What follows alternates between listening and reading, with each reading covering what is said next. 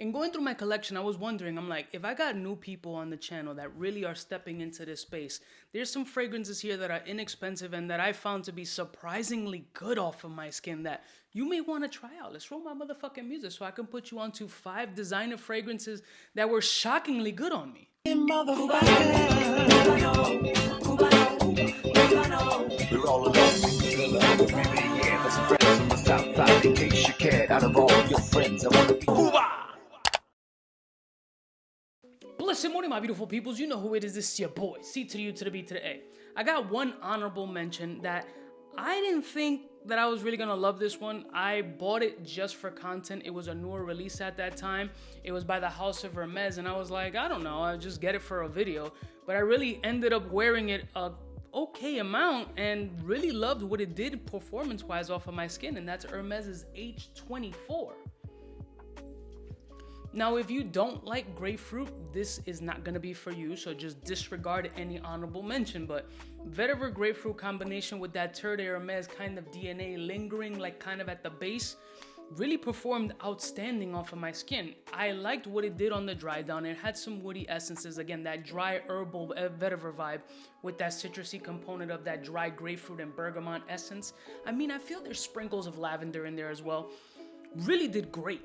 In the heat, it did phenomenal. I really enjoyed wearing this fragrance, and it was surprisingly good. This is a fragrance I bought that I was like, all right, I'm just gonna make a video of it. It's probably gonna sit in the shelf, or I'll flip it, or I'll trade it, or do whatever, and I don't want to let it go because it's not bad for the summer. Really like this one. Next one. This one was a super hype fragrance. It was sold out so many times because it was just ridiculously inexpensive. There was people like on forums asking other people to buy 20, 30 of these bottles so they can flip them on the secondary market. But essentially it was a fragrance under $30 that blew everybody's mind off. And again, one fragrance that I bought for content only that I ended up really enjoying is by Zara, and that's Rich, Warm, and Addictive. I don't know if this fragrance is available at Zara's anymore. You can probably find it online, especially on eBay, probably marked up, because they really outdid themselves with this fragrance. I mean, performance-wise, and the name itself really rings true. It's rich, warm, and addictive. I like to call this the cheapy tobacco that took the fragrance world by storm. Nobody anticipated that a Zara fragrance would make the impact that it did. This is like a tobacco fragrance with flows of honey and coconut that really make it such a beautiful, sexy date fragrance that nobody ever would have thought would have come out of fucking Zara. A clothing store made for skinny minis. Like if you got dude tits like I do, the shirts are gonna look super whack. They managed to pull off an incredible fragrance that at one point was like in the $30 space. Now it's probably a little bit more expensive, but again, if you have the opportunity to get it, you might have had it already. It's really good. Guys, damn. Next one. This shit is $20, available at every department store that you can think of. And it just does nice things on my skin for the couple of times that I worn it. And I can't believe I'm saying it, but it's Cremo, Distillers Blend number 13. It's $20. There's shit floating in here that I can't even explain. There's no quality control in this bottle, but the fragrance is nice and boozy and actually quite sexy. Performance is not outstanding. It really varies off of my skin. There's times that I've gotten up to 6.5 hours. There's other times for some reason that it's only been like at a 4-hour stint, which is weird. I don't know if I lotioned up extra that day or the weather had something to do with it, but in a pinch for $20, like this is a fun one to rock. And they have body washes and shit like that really smell good. It's a boozy, mass appealing fragrance for $20. Why is there so much shit floating in here? But it smells good, so maybe it's the shit that's floating in here that makes you smell extra good for $20.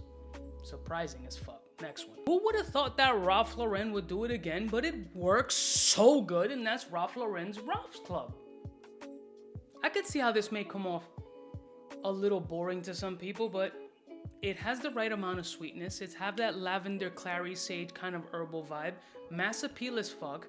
I really thought this was an easy cash grab, and some people may still feel the same, but I think it's worth a try. At least test her at the mall or a Sephora, or just buy a little decant of it and see how it works off your skin, because smelling it off the nozzle, it smells very basic and kind of like, yeah, next.